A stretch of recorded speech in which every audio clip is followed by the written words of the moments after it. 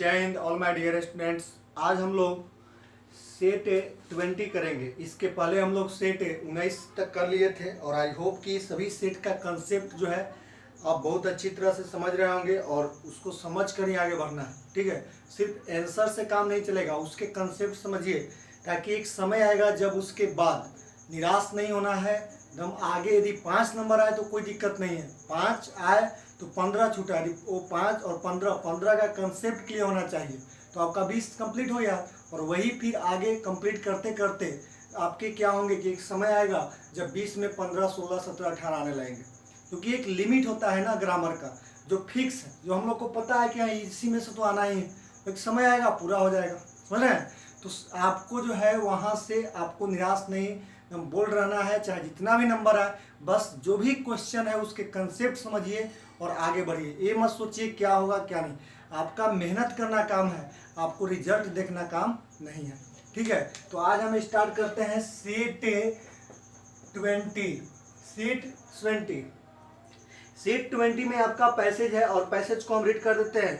कहता है कि मॉडर्न लिविंग बहुत बढ़िया पैसेज है जो आप लोग और बहुत जल्द आपका वीडियो बना रहे हैं हाउ टू रीड इंग्लिश जल्द। और जो लोग ज्वाइन नहीं किए हैं अभी ज्वाइन कर लीजिए, बहुत इंपॉर्टेंट जो है आपका क्वेश्चन चल रहा है आपके आने वाले एयरफोर्स एग्जाम के लिए, और नेवी का भी चलेगा बहुत जल्द। तो ज्वाइन कीजिए क्योंकि बिना पढ़े हुए कुछ होगा ही नहीं। ठीक है, आप जो पढ़ेगा उसका होगा भी, ये भी जरूरी है। देखिए नेक्स्ट आपके पैसेज जो है कहता है modern living has programmed our lives to a hectic monotonous schedule that we have forgotten the gentle smile that once flitted across the human face।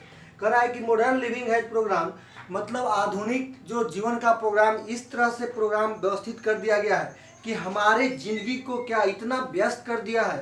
Hectic मतलब व्यस्त, मोनोटोनस शेड्यूल, मोनोटोनस मतलब एक तरह से व्यस्त निरस शेड्यूल, जो निराश का शेड्यूल हो। That we have forgotten the gentle smile that once flitted across the human face मतलब आज के डेट में हम लोग इतने व्यस्त हो गए हैं कि हमारे जो मॉडर्न यानी कि व्यस्तता के कारण अपने फेस पे जो स्माइल होना चाहिए वह स्माइल नहीं रह गया। यानी आदमी व्यस्त है फिर भी क्या है, निरस है। इसी में कहता है कि आपका कहता है कि smile has the power to dissolve all worries. कहता है कि smile has the power to dissolve all worries यानी चिंताओं को सॉल्व करने का, यानी चिंता यदि आपके चिंता है किसी बात को लेकर फिक्र है तो उसको सॉल्व करने का मात्र क्या एक ही उपाय है, वह है स्माइल। यानी हंसना सबसे बड़ा क्या है, एक दवा है। ठीक है, नेक्स्ट कहता है it has the all pervasive ability to lift us from the abysmal depth of gloominess। It has the all pervasive ability कह रहा है कि आपका जो है ये एक बहुत बड़ा गुण है जो हमें क्या करता है, एबिस्मल डेप्थ ऑफ ग्लूमिनेस यानी कि आपके ग्लूमिनेस मतलब नीरस, यानी कि ग्लूमी का मतलब क्या, उदासी, जो हमें उदासी से क्या बाहर निकालता है। डेप्थ ऑफ ग्लूमिनेस का मतलब यदि आप फिक्र में हैं, चिंता में हैं, उसमें डूब गए हैं या आप डिप्रेस हो गए हैं तो उससे बाहर निकलने का मात्र एक ही रास्ता है, smile. Smile must be on your face, आपके चेहरे पर स्माइल होना चाहिए। तो इस तरह से आपके नेक्स्ट पॉइंट कहता है कि we should not be caught down by work pressure that a constant frown imprisons our face. हमें अपने कामों से अपने क्या करना चाहिए, यानी कि प्रेशर नहीं लेना चाहिए। अपने कितने भी जटिल काम हो उसको आसानी से क्या उसे सॉल्व करना चाहिए, विदाउट टेकिंग एनी क्या depression, without taking any hesitation. You solve any problem, you work continue, don't thinks what result में कम, रिजल्ट क्या हो सकता है। तो never thinks about this, only your face क्या ऑलवेज मतलब इस तरह से होना चाहिए, ग्लूमी नहीं होना चाहिए, यानी हमेशा फेस पर क्या एक चमक होनी चाहिए, ब्राइटनेस होनी चाहिए। नेक्स्ट कहता है in build confidence and positive attitude help a smile to blossom. कहता है इन बिल्ड कॉन्फिडेंस और पॉजिटिव एटीट्यूड, जो कॉन्फिडेंस यानी कि आपके अंदर जो कॉन्फिडेंस एक तरह से कहिए कि क्या मजबूत जो आता है, आत्मनिर्भरता, या आप कह सकते हैं एटीट्यूड यानी कि जो रवैया, help a smile to blossom. यानी कि कह सकते हैं कि स्माइल टू ब्लूसम यानी कि खिलना, या positive attitude help a smile to blossom, यानी कि आपका जो है यहाँ पे वह कह रहा है कि आपकी स्माइल कैसे, ब्लूसम मतलब खिलना, कैसे खिलते हैं। तो आप हमेशा क्या, आपकी एटीट्यूड अच्छी होनी चाहिए, आपका जो है पॉजिटिव एटीट्यूड होनी चाहिए, कॉन्फिडेंस, टू बिल्ड कॉन्फिडेंस, अपने आप में अंदर से कॉन्फिडेंस लाइए कि हम एक चीज कर सकते हैं। कभी भी ये मत सोचिए कि ये क्या है, इम्पॉसिबल, ये इम्पॉसिबल वर्ड को ही हटाइए, क्योंकि इम का मतलब क्या है, आई एम पॉसिबल, यानी कि मैं कर सकता हूं, बस ओनली कहिए आई कैन, मैं कर सकता हूं, और वो कर सकते हैं आप, ठीक है। तो इस तरह से आप जो है इस बात को ध्यान रखिए, पैसेज के माध्यम से बहुत कुछ है। देखिए नेक्स्ट कहता है आपका कि ये face bereft of smile makes us unarmed for it is the smile that is pleasant weapon which resist all hardest and problems that depress us. कहता है कि आपका कि यदि हम लोग ये फेस ब्रेफ्ट ऑफ स्माइल, यदि हम लोग स्माइल के दीवाने हो गए, ब्रेफ्ट मतलब स्माइल हमारे चेहरे पर आ गई, तो हम क्या कर सकते हैं, makes us unarmed for it, तो हम बिना निहत्थे मतलब हथियार के, बिना निहत्थे मतलब निहत्थे, it is the smile that is a pleasant weapon which resist all others and problem that depress us, यानी जितने भी बड़ी कठिनाइयाँ है, यानी जितने भी समस्या है, बिना कोई हथियार के यानी निहत्थे हम उसे सिर्फ अपने पॉजिटिव थिंकिंग और स्माइल और जो है आपके क्या एक पॉजिटिव एटीट्यूड कॉन्फिडेंस के साथ उसको क्या हैंडल कर सकते हैं। That means you can solve, you can get anything if you think positive, understood. तो इस तरह से आपके नेक्स्ट कहता है कि it shows that we have the forbearance and courage to face the crisis, it shows that we have the forbearance and courage to face the crisis,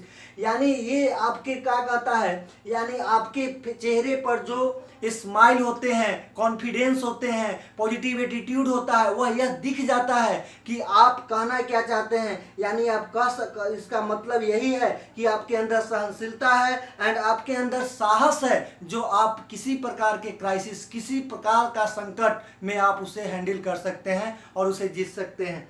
next कहता है ये smile after all help us preserve our perfect present unmindful of our past और future. ये smile मतलब after और एक जो आपकी स्माइल की बात हो रही है, हमें हर चीज में क्या करता है, मदद करता है, preserve our perfect present, perfect और present unmindful of our past और फ्यूचर, जो हमारे हर चीज को क्या करता है, निश्चित करता है। दैट मीन्स प्रेजेंट को भी देखता है, पास्ट को भी देखता है और फ्यूचर को भी आपके स्माइल जो है निश्चित करता है। इस पैसेज के माध्यम से यही है कि आप always think positive and your smile always be in on your face.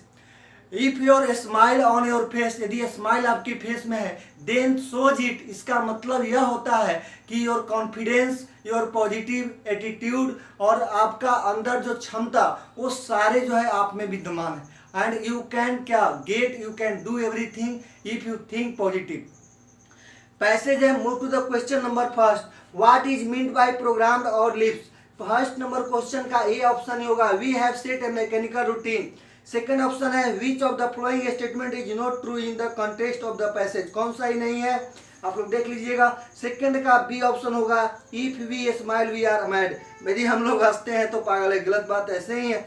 The author's main objective in writing the passage seems to be, three का डी हो जाएगा, to unfold the healing powers of a gentle smile, a smile is preferred to as a pleasant weapon because क्या, तो 4 का C, because it help us overcome our problems, यानी smile जो है आपके क्या करता है, सारे समस्याओं के ऊपर क्या जीत दिलाती है, इसीलिए क्या हो गया, refer to as a pleasant weapon, यानी कि एक खुशहाल का हथियार बतलाया गया इस तरह से। Move to the question number 5। Question number 5 है आपका साइनोनिम ऑफ फ्लॉन्ट। देखिए क्वेश्चन नंबर 5 का है साइनोनिम ऑफ फ्लॉन्ट। फ्लॉन्ट का मतलब होता है दिखाना, इठलाना, करना, जिसका आंसर होगा 5 का सी, एग्जिबिट का, जो एग्जीबिशन रोड पटना में सुने होंगे, मतलब प्रदर्शनी। तो एग्जिबिट मतलब दिखाना और फ्लॉन्ट का मतलब फ्लॉन्ट का मतलब दिखाना, इतलाना। तो 5 का सी, कट, काटना, डिसीव, धोखा देना, ब्लेम, दोष। सब नोट कीजिएगा, आपके पास जो है क्वेश्चन है, नोट कीजिएगा। तेजी से थोड़ा चलेंगे हम लोग। एंटोनिम है इम्पेड। इम्पेड का मतलब होता है बाधा डालना, इम्पेड, बाधा डालना, जिसका आंसर होगा आपका 6 का बी, एडवांस। एडवांस मतलब उन्नति करना, एक बाधा और एक उन्नति। और बाकी ऑब्स्ट्रैक्ट मतलब रोकना, लिंगर मतलब रोकना, विलंब करना, गारंटी मतलब आश्वासन देना। तो your answer is B of question number 6। Move to the question number 7। 7 का है list of issues to be discussed at a meeting, यानी वैसा मैटर, बात जो क्या किया जाता है, मीटिंग में डिस्कस किए जाते हैं, चर्चे किए जाते हैं, उस लिस्ट को क्या कहते हैं, तो एजेंडा कहते हैं। 7 का बी, वन वर्ड सब्स्टिट्यूशन है, याद रखिएगा, कार्य सूची। 7 का बी। 8 नंबर है सॉफ्ट ऑप्शन का आपका आइडियम फ्रेज है, there is no soft option to the crisis now. कोई सॉफ्ट ऑप्शन, आइडियम फ्रेज, इसका मीनिंग क्या होता है, इसका मतलब होता है इजी एंड एग्रीएबल ऑप्शन। मतलब क्या, इजी एंड एग्रीएबल एक्शन, आसान और उपयुक्त विकल्प, यानी there is no soft option the crisis now, यानी कि यहाँ कोई आसान और उपयुक्त ऑप्शन नहीं है टू द क्राइसिस, यानी क्राइसिस को क्या हैंडल करने के लिए। Find the correctly spelled word. Separation मतलब पृथक, अलग। आप लिख लीजिएगा इसको, सेपरेशन। सेपरेशन ACPARA होता है, और इस तरह से डी ऑप्शन हो जाएगा। तो आपका क्या हुआ, 9 का डी, 9 का डी। नेक्स्ट चलिए, the way to increase the production of the food. First part में एरर मिल गया माय डियर। एरर में आर्टिकल का भी रोल होता है। फूड आपका क्या है, फूड इस तरह से हम कह सकते हैं कि आर्टिकल का no use of article before. मान लीजिए नेम ऑफ फूड, फूड, ये सब के पहले आर्टिकल नहीं लगता है, डिनर हो या ये सब कोई भी, ये सब क्या आपको पता है, ओमिशन ऑफ आर्टिकल में बताए हैं। तो आर्टिकल द लगा हुआ है जो गलत है, आर्टिकल रिमूव कीजिए, सही हो जाएगा। तो इस तरह से क्या हो जाएगा, 10 का A. Question number 11, the girls watched intently as the model applied her makeup with a practised hand. देखिए, द गर्ल्स वॉच्ड इंटेंटली सही है, एज द मॉडल, मॉडल के रूप में अप्लाइड हर मेकअप सही है, with a practised hand.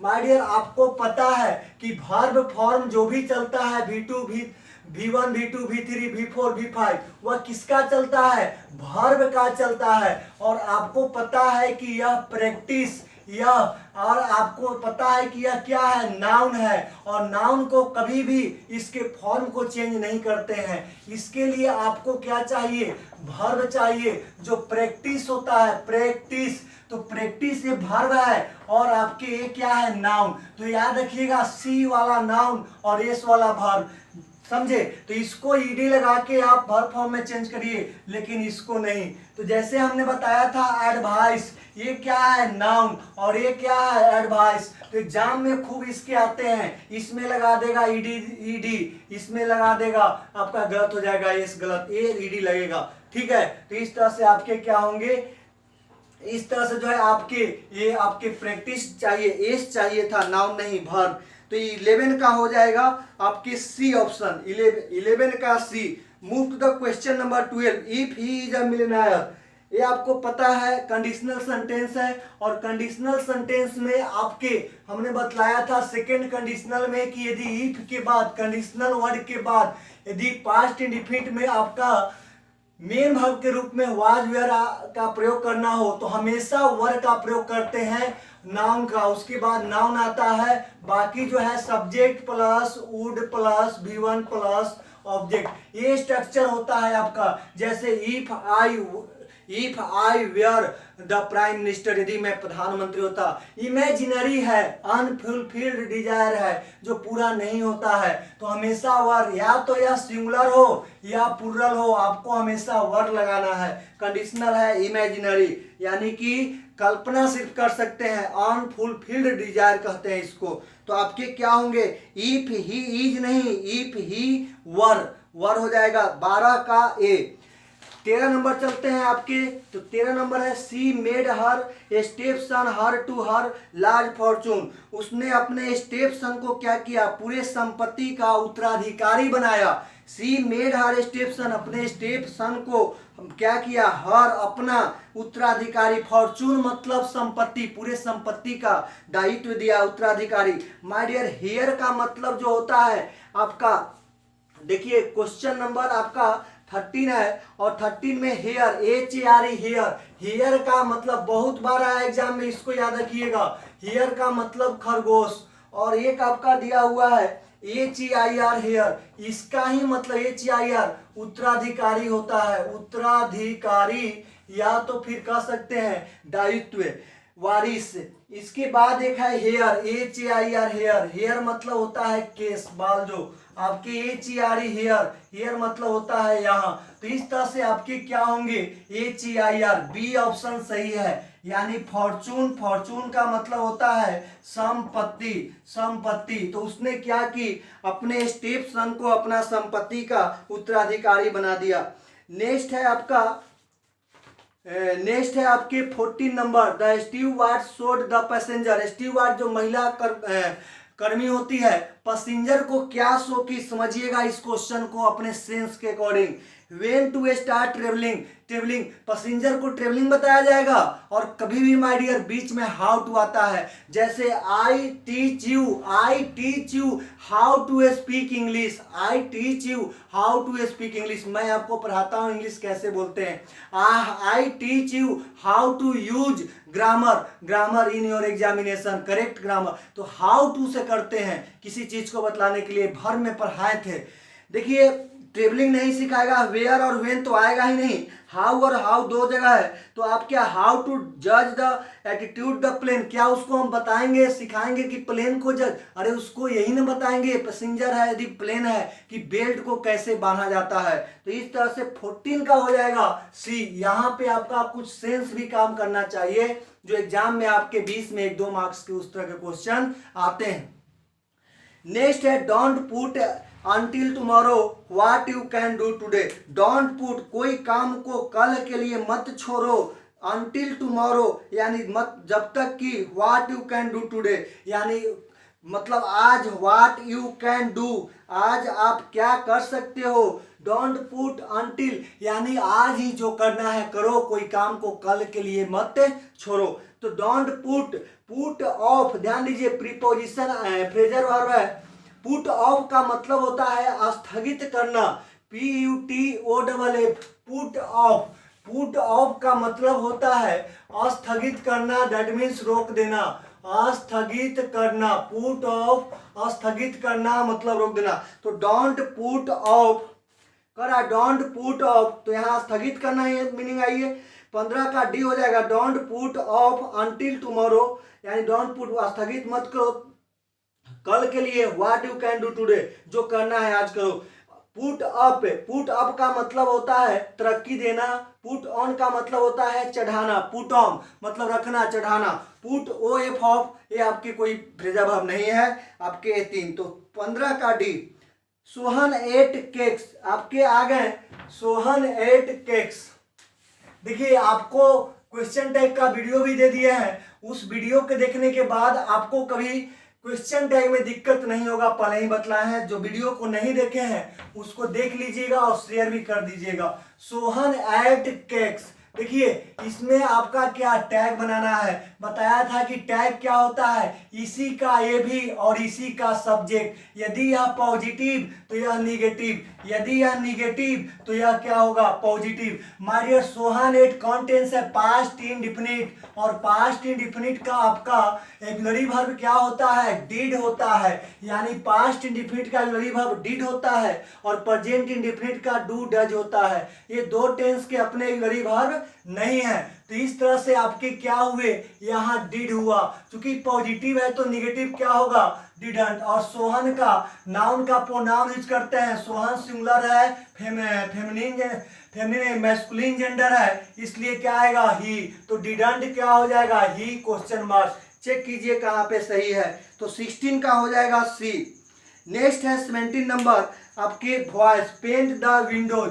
My dear आपको option में दिए हुए हैं दो, जैसे हमने बोला पेंट द विंडोज।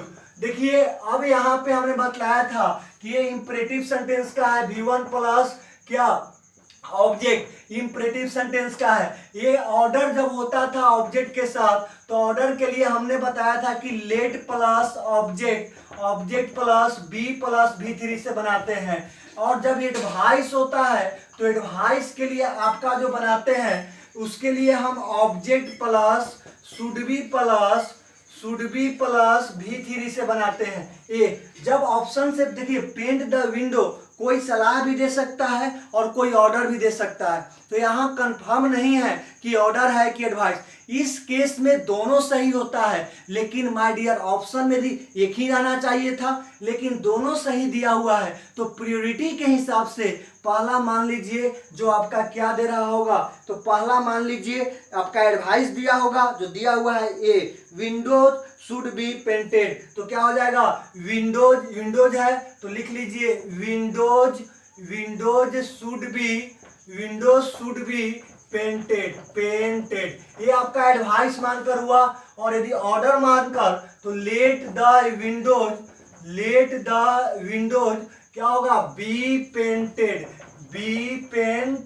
तो इस तरह से आपका दो ऑप्शन सही है, तो पहला को दीजिए प्योरिटी ए ऑप्शन, तो 17 का हो जाएगा ए।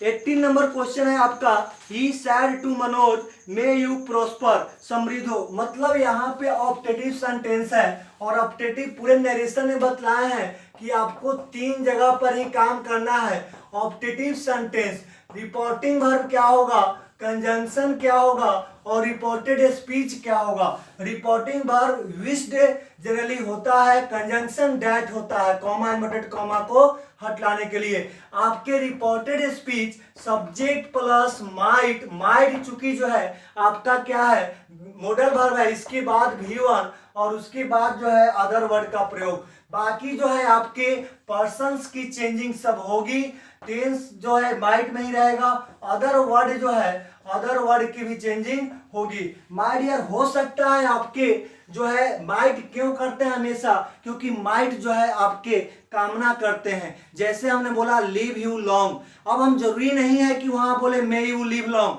यदि हमने लिव यू लॉन्ग का मतलब ही है आपकी उम्र लंबी हो, या मे यू लिव लॉन्ग यानी आपकी उम्र लंबी हो। तो कभी कभी मे हिडन भी होता है, लेकिन यहाँ पे आपका दिखाया गया है। जैसे है ही said to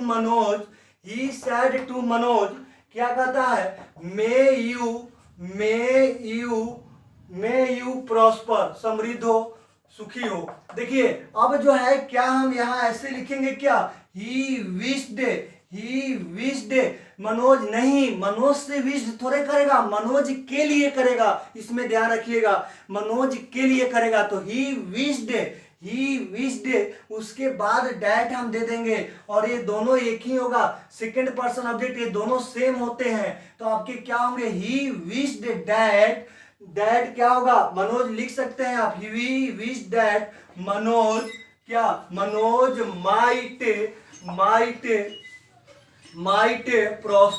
might prosper full stop. तो he wish that Manoj might prosper, तो 18 का सी हो जाएगा। तो कभी कभी होता क्या है कि आपके में नहीं भी रहे और ऑब्जेक्टिव सेंटेंस हो, तो आपको जो है जैसे हमने बोला कि लीव मे यू, मान लीजिए हमने बोला यू लिव लॉन्ग और यहाँ दे दिया आपके क्या एक्सक्लेमेशन मार्क्स, ये तो एक्सक्लेमेशन मार्क्स भी ऑब्जेक्टिव के लिए आते हैं। He said you live long, इसका आपका इनडायरेक्ट क्या होगा, तो आपका होगा ही क्या विश्ड या प्रेड जो भी, या blessed, he wished that second person object के अनुसार, तो ऑब्जेक्ट को भी ही सैड मी ले लीजिए, मान लीजिए हमने लिया मी, ही विश्ड मी दैट क्या होगा आई, और इसलिए बता रहे हैं कि यहाँ में छिपा हुआ है, आई माइट लीव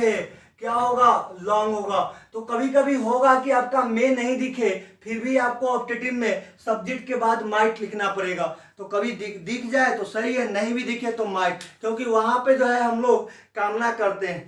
नेक्स्ट बात करते हैं आपके 19 नंबर, और 19 नंबर में जो है आपका PQRS यानी सेंटेंस अरेंजमेंट है, और इसमें कुछ नहीं आपकी बहुत इजी है, बहुत सारे टेक्निक बताए जिसके माध्यम से आपको पकड़ में आ रहा होगा। पी आपका क्या है, also add पिक्चर्स और ग्राफिक्स, also add पिक्चर्स और ग्राफिक्स बीन कंप्यूटर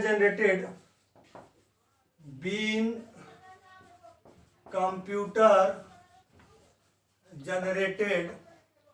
इसके बाद है दे में, PQR, दे में, और एस है आपका दैट हैव। तो इस तरह से आपके ऑप्शन देखिए, ऑप्शन को इसमें भी देखना पड़ता है, और ट्रिक जो है आपको ग्रामर का इसमें आपको अप्लाई करना है। RPQS SPRQ, और सी ऑप्शन है RPSQ, एंड डी ऑप्शन है आपका PSRQ। देखिए यहाँ कैसे, अब देखिए कोई क्लू पकड़ लीजिए आप ग्रामर का जो आपसे संभव हो। हमने देख रहा है, यहाँ पे हम देख रहे हैं कि आपके क्या है, also add, ऐसे तो P से स्टार्ट नहीं होगा माय डियर, तो D नहीं होगा। also से स्टार्ट होगा का सेंटेंस, नहीं, तो P, D ऑप्शन गया।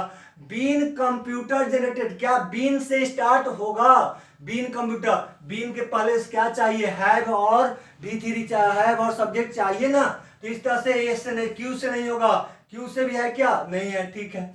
दे में क्या है, में है आपका मॉडल वर्ब, और मॉडल वर्ब के बाद इसके बाद क्या चाहिए, V1, तो आर के बाद V1, तो V1 कोई में नहीं है, तो आर क्या अभी नहीं, आपके जो है आर के बाद क्या चाहिए, V1 या कोई ऐसे वर्ड जिससे कि आपके सेंटेंस सुटेबल हो जाए।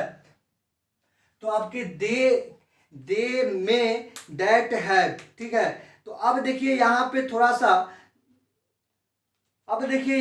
थोड़ा सा आपके कि दे V1 आना चाहिए, हाँ, मे के बाद V1, माय डियर, मे के बाद V1, यहाँ तो डैट है। देखिए बीच में एडवर्ब आ सकता है, तो ये तो एडवर्ब है, तो एडवर्ब आया, लेकिन ये ऐड क्या है, V1, यानी आर के बाद P संभव है यदि सेंटेंस का स्टार्टिंग सब्जेक्ट प्लस मॉडल, उसके बाद क्या, उसके बाद V1। ये तो बीच में एडवर्ब के नियम है जो पढ़ाए थे कि आपके बीच में होते हैं ऑक्सिलरी वर्ब, यानी कि मॉडल वर्ब और मेन वर्ब के बीच में also आ सकते हैं। तो दे में also ऐड पिक्चर्स और ग्राफिक्स, यानी आर के बाद ये हो सकता है। अब देखिए एक और यहाँ पे क्लू मिल रहा है जो आपको, दैट हैव आया, तो इसके बाद क्या चाहिए, हैव के बाद आपके V3, और पैसिव में है तो बीन प्लस V3, तो दैट के बाद हैव और बीन और कंप्यूटर जनरेटेड V3, यानी कि एस के बाद आपका क्या होना चाहिए, Q, that have been come, तो एस के बाद जस्ट क्यू कहाँ है, तो एस के बाद क्यू, तो एस के बाद क्यू, क्यू एस है, नहीं होगा, एस के बाद जस्ट क्यू नहीं है, तो क्या है, RPSQ यहाँ है। और यहाँ भी चेक कर लीजिए, R के बाद क्या है, P, तो R के बाद P भी मिल गया, और S के बाद Q, तो कोई एक क्लू पकड़ लीजिएगा। तो RP दो जगह कंफ्यूजन हो सकता था, लेकिन SQ और R के बाद P, इस तरह से आपके C, तो थोड़ा जल्दी से इसको कोई कंसेप्ट अप्लाई करके इसको पकड़ लीजिएगा। एडजेक्टिव ऑफ डिलीजेंटली, तो इस तरह से आपका क्या होगा, 20 नंबर आइए। 20 है डिलीजेंट, मतलब मेहनत या परिश्रमी व्यवसाय, तो डिलीजेंटली एडवर्ब है, और जिसके अंत में ENC हो, CE हो, वह क्या होता है, नाउन होता है, और एडजेक्टिव ENT वाले एडजेक्टिव होते हैं, तो 20 का B डिलीजेंट। इस तरह से आपके सेट 20 कंप्लीट हो गए। मिलते हैं सेट नंबर 21 के साथ, तब तक thank you, all the best, take care, जय हिंद।